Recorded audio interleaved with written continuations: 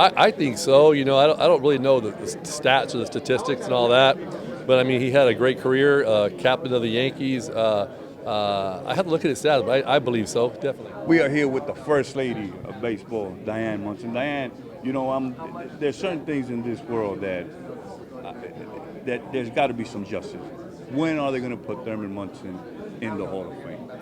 I sure hope soon, because I want to still be here when it happens. And I've just turned 75, so he obviously, my heart tells me that it's going to happen because he was such a deserving person, not only as a player. His statistics will hold up with any catchers in the Hall of Fame, but the man, the heart, the impact he's made on people. 45 years later, we're still talking about him. He was a gamer, yet he had a gentle, tender side that a lot of people missed. New Yorkers didn't miss it. They always knew. That's why he's still loved here. But I think a lot of other people maybe missed the boat on who he was as a man. You know what's amazing is that when I go to Yankee Stadium and I'm surprised how many number 15 on their jersey you see, and you say to yourself, wow, Munson is special, and there's got to be some kind of justice. I mean, I've been saying this for like about 20 years. When is Munson going to be in the Hall of Fame? I mean, I know.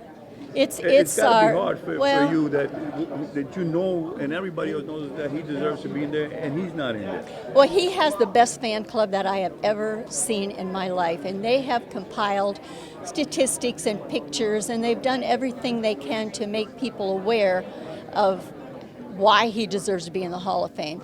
You know, talking to me, of course, my heart's involved in this. I love that man, and I had so much respect and admiration how he played hurt, and he broke all of these records, and he did it in a humble way. You know, he wasn't out bragging. He went to hospitals, and he went to children's homes. He did all of this behind the scenes, and doesn't that say more about the man than just the fact that he was a great baseball player? And shouldn't that mean something?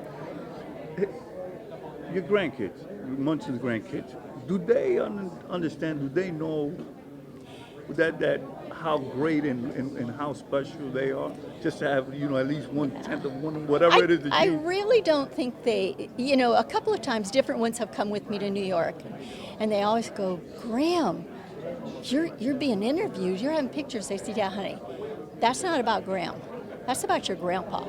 And I said, he was a great man, and I said, I'm trying to carry on his legacy and make people realize what kind of a man he was, what kind of a ball player was, and how lucky we were to have him. And so that kind of wakes them up a little bit to that, wow, he really was something.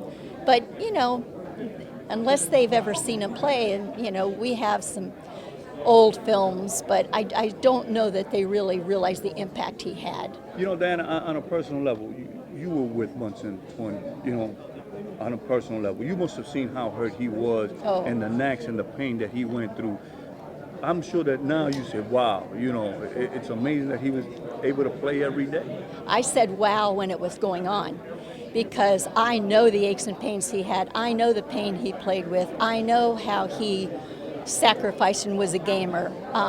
And that's one of the reasons why I not only loved him, but I admired him, and I was a fan of his because he never gave in.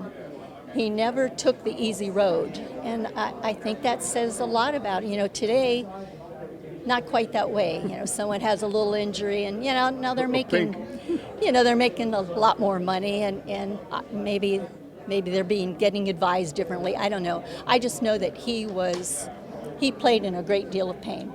Ms. Munson, I got to ask you this question. When he decided to buy that plane and he started, what was your thoughts that going through?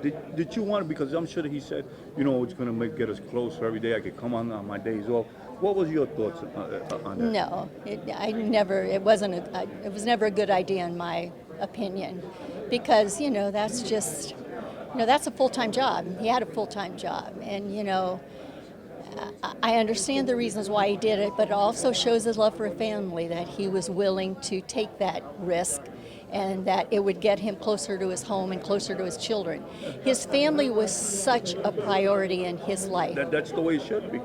And how many times do you not see that? That's right. That's another thing. I guess the point I'm making is his making the Hall of Fame shouldn't be all about statistics or length of play. It should also be about the character of the man, the impact, And that's what makes him a Hall of Famer. He's Yeah. a character. I think so too. Now, in his book, in his biography, the only thing that I ever said, like, wow, it was about his pops not being able to come together with him. Was that tough on him as a president that he wanted, you know? It was if people knew the story behind how he was raised and what he lived through, they would be big fans of his. I will just say that, and I would never tell the things he went through, but he went through a lot. And I just respect that he, you know, today kids will say, well, I had a tough childhood, oh, I was abused, oh, I was this or that, which is true and it's horrible. Nobody wants to ever see that.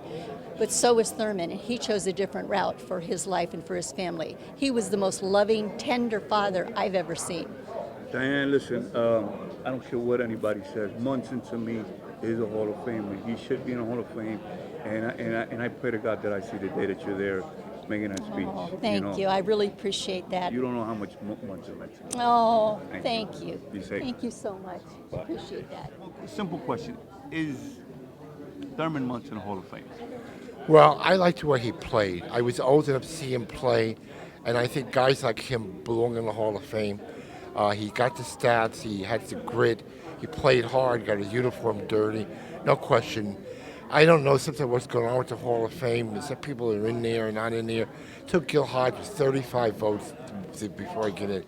Well, equivocally, he belongs in the Hall of Fame. Now let me ask you, you've been around baseball practically all your life. Yes, sir. Where were you when the accident happened? I heard it was in '79. What was he? 70? I remember listening on TV. You know, I think I just was about to start with the Mets. I was still working for college. I just heard it on TV. Was shocked. You know, I mean, but major league player flying his own plane, killed, crazy stuff. You know, but then I remember the next night, I think Bobby Mercer got 4 hits or something. Yeah, and a home run. Hit a home run in his honor. So I just liked the way he played there. I like the guys who get the uniforms dirty, play tough, not afraid to argue with the umpires. And he played the way he gave the right way. Now wicked things can happen. You see him going down and walk. But when you play in a quiet way, that makes it even more. Say, tell me what you want, yeah, how to be real. Promise right now. Say, who propped you up when you were stopped? No motivation, and you on the ground. Hola, ¿cómo estás? Yo quiero que te suscribas a Las 5 Esquinas.